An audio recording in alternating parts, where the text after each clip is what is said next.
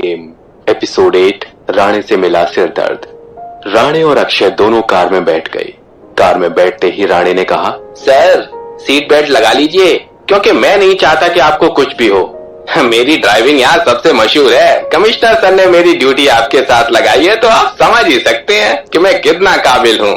जी राणे जी, आपकी तारीफ मैं पहले ही बहुत सुन चुका हूँ, पर क्या अब हम चले?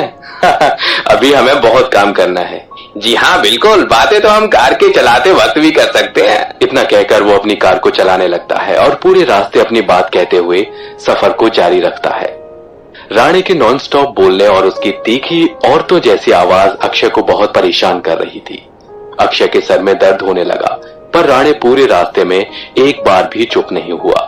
वो लगातार कुछ न कुछ बोलता चला गया, अपने बारे में, अपने परिवार के बारे में, सबके बारे में बताता चला गया।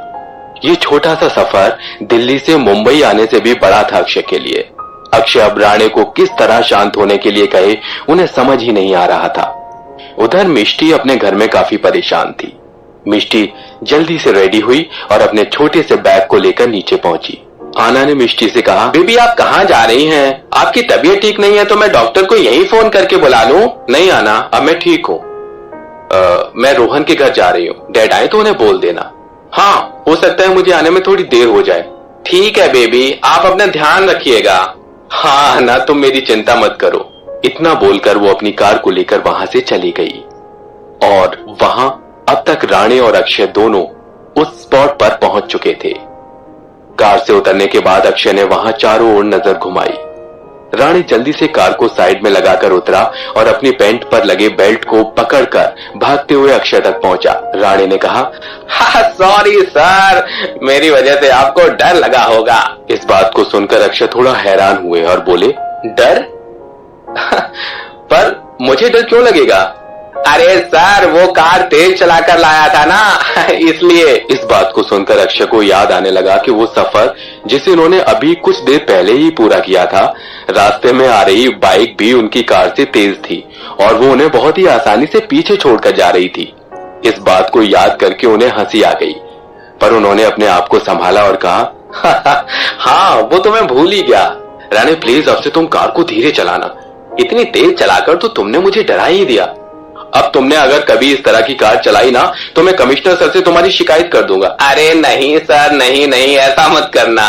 चलो अब ये सब छोड़ो और बताओ कहाँ चलना है। सर वो देखिए सामने वो चाय की टपरी है ना, वहीं हमें सब कुछ पता चलेगा। अक्षय और राणे दोनों टपरी के पास पहुंचे, जहां उन दोनों को आते देख उस दुकान वाले चाचा ने उन दोनों को चाय दी। नमस्ते साहब, ये लीजिए चाय पीजिए। अक्षय ने कहा, थैंक यू। आप कुछ बता सकते हैं यहाँ 2 दिन पहले मिली लाश के बारे में? अच्छा, आप मात्रे साहब की बात कर रहे हैं? हाँ, आप जानते थे मात्रे को? हाँ साहब, उस दिन मैंने ही तो पुलिस को फोन किया था। मात्रे साहब को मैं काफी अरसे से जानता हूँ। उन्होंने ही मुझे यहाँ चाय की स्टॉल लगाने की इजाजत दी थी। उनके कहने के बाद आज तक कभी बीएमसी की गाड़ी ने हमें कोई नुकसान नहीं पहुंचाया सर। मात्रे साहब रात को पेट्रोलिंग करते हुए यहाँ हमेशा आते थे और उनके लिए मेरी दुकान पर हमेशा उनके लिए बढ़िया चाय बनाई जाती थी। अच्छा, मात्रे ने तुम्हें यहाँ से दुकान लगाने के लिए कहा? मात्रे कैसा आदमी था? मतलब तुमको ये दुकान लगाने के लिए उसने कभी तुमसे पैसा वैसा लिया? अरे नहीं साहब, ये क्या कह रहे हो आप? वो तो बहुत ही भले आदमी थे। वो तो यहाँ की चाय भी फ्री में नहीं पीते थे। वो महीने 2 महीने में मुझे चाय का पैसा एक ही साथ दे देते थे। क्या मात्रे यहाँ अकेले पेट्रोलिंग के लिए आता था? अरे नहीं साहब, उनके साथ कुछ और लोग होते थे। कई बार वो अकेले भी आते थे। वैसे तो वो अपना काम पूरी ईमानदारी से करते थे साहब। ठीक है, तुम ये बताओ कि उस दिन तुमने क्या देखा? साहब हमेशा की तरह मात्रे साहब की कार का हारन मुझे सुनाई दिया और मैंने उन्हें आते देखकर उनकी चाय बना दी। मेरे पास काम कर रहा ये लड़का राजू है ना, इसे मैंने चाय के लिए खड़ा कर दिया था। कार बहुत धीरे धीरे आगे बढ़ रही थी। वो वहां से आई और सामने लगे उस पेड़ पर जाकर टकरा गई। उसके बाद हम सब वहां थे। हम सब ने कार के पास जाकर कार को देखा। वहां मात्रे साहब की उस हालत को देखकर ओहो, हमने पुलिस स्टेशन फोन कर दिया था। तुमने मीडिया से भी बात कही थी क्या? नहीं साहब, हमारे फोन करते ही पुलिस वहां आ गई थी और एक सामने मीडिया से कुछ भी न कहने की बात कही थी। मीडिया वहां जरूर आई थी, पर तब तक मात्रे साहब को वहां से ले जाया गया था। पुलिस वाले की मौत पर हंगामा हो सकता है, हम सब जानते थे, इसीलिए हम सब खामोश रहे। ये तो आपने बहुत अच्छा किया, पर आगे भी आप इसी तरह काम करिएगा, किसी को कुछ भी मत कहिएगा। अक्षय इतना कहकर उनके चाय के पैसे देता है और सामने उस ट्री तक जाता है और उस ट्री को देखता है। उस ट्री पर हल्के निशान थे। उसके बाद अक्षय फिर से उसी दिशा में चलता है जहां से कार चलकर आई थी। ये रास्ता थोड़ा ऊंचा था, यानी एक चढ़ाई की तरह। अक्षय बिना कुछ कहे वहां तक जाता है। अक्षय को इस तरह जाते देखकर राणे थोड़ा परेशान था, पर वो भी पीछे पीछे चलता गया। उस खड़ी रोड पर चढ़ने से उसे बहुत परेशानी हो रही थी। राणे ने हंसते हुए कहा, अरे सर, आप कितना और चलाएंगे मुझे? आपको जहां जाना है मैं कार ले चलता हूँ ना, और इस बार मैं प्रॉमिस करता हूँ कि कार बहुत धीरे धीरे चलाऊंगा सर। इस बात को सुनकर अक्षय के चेहरे पर एक बार फिर से हंसी आ गई। आज की इन्वेस्टिगेशन यहाँ से शुरू करनी थी और यहाँ ऐसा कुछ भी नहीं मिला था जिससे इस केस को सॉल्व करने में कोई मदद मिले। पर यहाँ दूर एक 14 साल का लड़का था जो उन्हें देख रहा था। इस बच्चे पर अभी तक किसी की नजर नहीं पड़ी थी। ये बच्चा एक भिखारी था। ये उस वक्त वहां मात्रे की कार के सामने भी खड़ा था। इस बच्चे पर किसी का ध्यान अभी तक नहीं पड़ा था। अक्षय ने उसे अपनी ओर देखते हुए देख तो लिया था, पर ऐसा कुछ अक्षय को नजर नहीं आया जिससे उस बच्चे पर शक किया जाए या उसे कुछ सवाल पूछे जाए। पर उसे देखकर ऐसा ही लग रहा था कि शायद उसकी आंखों में कुछ छुपा है। आज का पूरा दिन इसी तरह इन्वेस्टिगेशन में लगा। इसके बाद आज रात हो ही चुकी थी। राणे कार को फिर से पुलिस गेस्ट हाउस में ले गया। ये लीजिए सर, आपकी मंजिल आ गई। अक्षय ने अपने गेस्ट हाउस को देखा और कहा, हाँ, थैंक यू राणे। इतना कहकर वो कार से उतर गए। राणे ने उन्हें जाते वक्त फिर गुड नाइट कहा। अक्षय आज राणे की बड़बड़ करती हुई बातों से बहुत ही परेशान हो गए थे और राणे अब घर जाते वक्त भी अक्षय को परेशान कर रहे थे। अक्षय ने कहा, हाँ राणे, गुड नाइट, कल मिलते हैं, ओके? अब तुम प्लीज यहाँ से जाओ। राणे की वजह से आज अक्षय के सर में बहुत तेज दर्द हो चुका था। अक्षय राणे की बातों से अपने सर को मसलते हुए गेस्ट हाउस के अंदर जाते हैं। अंदर जाने से पहले उन्हें दरवाजे पर खड़ा हवलदार मिलता है और कहता है, जय हिंद सर। जय हिंद। प्लीज तुम एक काम करो, एक सिरदर्द की गोली लेकर आओ और प्लीज मुझे सुबह परेशान मत करना। जब तक मैं नहीं उठूं मुझे कोई भी उठाने के लिए प्लीज मेरे रूम में कोई ना आए, समझे? जी सर, मैं समझ गया। वो हवलदार अभी भी वहीं खड़ा था। अक्षय ने थोड़ा चिढ़ते हुए कहा, क्या हुआ? अब यूं ही खड़े रहोगे? No sir, I am sorry sir, वो आपसे मिलने कोई आया है। मैं तो वो बताना चाहता था। मुझसे मिलने? कौन आया है? सर, कोई लड़की है, 3 घंटे से आपका वेट कर रही है। मैंने उसे कहा कि आप बिजी हैं और आप बाहर गए हुए हैं, पर वो बोली कि वो आपका इंतजार करेगी। लड़की वो भी यहाँ मुझसे मिलने आई है? तुम जानते हो उसे? नहीं सर, मुझे लगा आप जानते होंगे, इसलिए मैंने उसे हॉल में बैठने के लिए कहा है। वो अभी वहीं बैठी होगी। ठीक है, तुम एक काम करो, 2 चाय लेकर आओ जल्दी। Okay sir. हवलदार इतना कहकर वहां से चला गया। अक्षय इस वक्त काफी हैरान था कि आखिर इस वक्त उससे मिलने के लिए कौन उसका वेट कर रहा है। अक्षय सीधा उस हॉल की तरफ गए जहां सामने एक सोफे पर बैठी थी मिष्टी। अक्षय की पैरों की आवाज सुनकर उसने झट से अपना चेहरा अक्षय की ओर किया। अक्षय की ये पहली मुलाकात थी मिष्टी से। अक्षय भी इस वक्त काफी परेशान थे कि आखिर ये लड़की यहाँ क्या करने आई है।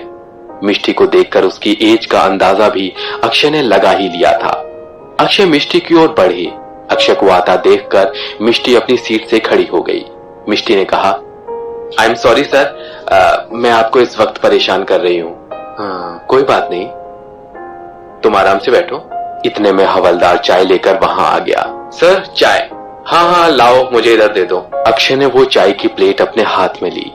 हवलदार ने कहा, सर कुछ और चाहिए?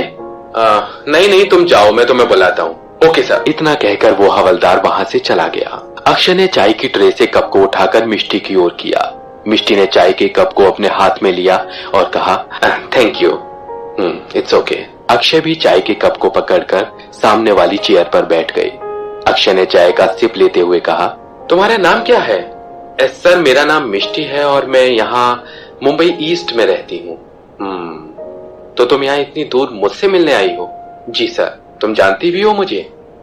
जी सर, आपका नाम अक्षय कटारिया है और आप सीबीआई से आए हैं। एक पुलिस वाले की मौत के सिलसिले में। वैसे तो मेरा पूछना बचकाना सा लगेगा, फिर भी मैं ये पूछना चाहता हूं कि तुम्हें मेरे बारे में कैसे पता चला? सर, वो टीवी में न्यूज चैनल से मुझे पता चला था कि इस केस को सीबीआई को हैंड ओवर कर दिया है, और यहां आकर मुझे आपके बारे में पता चला। ओके, तो तुम ईस्ट मुंबई से आई हो। देखने में लगता है कि तुम एक स्कूल गर्ल हो। देखो, रात हो चुकी है और तुम यहाँ पुलिस गेस्ट हाउस में 3 घंटों से बैठकर मेरा इंतजार कर रही हो, ठीक है? तो अब जब तुम आ ही गई हो तो साफ साफ बताओ कि तुम यहाँ आई क्यों हो? मिष्टी इस बात से थोड़ा घबरा गई थी। मिष्टी ने कहा, सर, मेरे बॉयफ्रेंड का मर्डर हो गया है। इस बात को सुनकर अक्षय को काफी झटका लगा। वो बहुत ही हैरान थे इस बात को सुनकर। उसे नहीं पता था कि मिष्टी इस तरह की बात को लेकर यहाँ आएगी। अक्षय ने हैरान होते हुए कहा, ये तुम क्या कह रही हो? सर, मैं जानती हूँ ये सब सुनने में बहुत ही अजीब है, पर मैं सच में आपसे इसीलिए मिलने आई थी। ठीक है मिष्टी, अगर ऐसी बात है तो भी मैं तुम्हारी कोई मदद नहीं कर सकता। तुम्हारे दोस्त या वो जो बॉयफ्रेंड का मर्डर हुआ है उसके बारे में तुम्हें जो भी कहना है या पूछना है वो तुम अपने इलाके के या किसी भी पुलिस स्टेशन में जाकर पता करो। ये मेरा काम नहीं है और मैं इसमें तुम्हारी कोई भी मदद नहीं कर सकता। हाँ सर, मैं जानती हूँ, पर सर आप मेरी बात समझने की कोशिश करिए। पिछले 2 महीने से मुंबई में बहुत से मर्डर हुए हैं, सबका अलग अलग जगहों पर, और 2 दिन पहले इंस्पेक्टर मात्रे का और आज सुबह मेरे बॉयफ्रेंड का। 1 सेकेंड, पहले 2 महीने में या 2 साल में चाहे जितने भी मर्डर हुए हो, तुम्हें उससे क्या है? और वो मेरा काम नहीं है मिष्टी, और जो हुआ है तुम्हें उन सब के बारे में कैसे पता? मिष्टी ने अपने बैग से एक फाइल निकाली। ये वही फाइल थी जो सुबह उसने अपने घर में तैयार की थी। मिष्टी ने उसे खोलकर अक्षय को दिखाई और कहा, सर ये देखिए, ये 4 जून को इस लड़की की बॉडी मिली थी, और ये 8 जून यहाँ एक डॉगी की बॉडी मिली थी, और ये देखिए, ये 26 तारीख को 2 छोटे भिखारी बच्चों की लाश है, और ये देखिए सर, एक 79 साल की एक आंटी जिनकी बॉडी भी मिली थी, और ये देखिए, ये सब अब तक करीब 12 लोगों की बॉडी मिल चुकी है सर पिछले 2 महीनों के अंदर, और इसमें से 2 अभी नए हैं। मेरा मतलब पुलिस इंस्पेक्टर मात्रे 11वें थे और मेरा बॉयफ्रेंड 12वां। मिष्टी के हाथ की वो फाइल देखकर इस वक्त अक्षय काफी हैरान थे। उन्हें समझ नहीं आ रहा था कि ये सब क्या हो रहा है, और वो अब मिष्टी को बिल्कुल भी समझ नहीं पा रहे थे। अक्षय ने कहा, ठीक है, तुमने ये सब न्यूज़पेपर की कटिंग को संभालकर जो फाइल बनाई है वो बहुत ही अच्छी है, पर मिष्टी, ये सब लोग अलग अलग जगहों के अलग अलग एज के हैं, और देखने पर भी ऐसा बिल्कुल नहीं लगता कि ये सब एक दूसरे से कभी मिले भी हों। सर आप क्या कहना चाहते हैं? मिष्टी, मेरे कहने का मतलब तुम अच्छे से समझ रही हो, और जिस न्यूज़पेपर की कटिंग को तुम यहाँ लेकर मेरे पास आई हो, तो मैं तुम्हें बता दूं कि मैं चाहे जहां भी रहूं वहां न्यूज़पेपर जरूर पढ़ता हूं। एक बात बताओ, तुम्हारा बॉयफ्रेंड जिसका मर्डर हो गया उसका नाम क्या है? सर, उसका नाम कार्तिक है। ओके, तुम कार्तिक के घर क्यों नहीं गई? सर, किसी के मर्डर के बाद उसके घर जाना जरूरी है? नहीं, बिल्कुल नहीं। चलो तुम नहीं गई वो कोई बात नहीं, अब ये बताओ कि कार्तिक का घर कहाँ है? सर, ये कैसे सवाल है? किसी के घर का एड्रेस पता होना जरूरी है? ओके मिष्टी, तुम अभी भी सही कह रही हो। ऐसा बिल्कुल भी जरूरी नहीं है कि आप अपने बॉयफ्रेंड का घर पता हो या फिर उसके मरने के बाद उसके घर जाना जरूरी हो।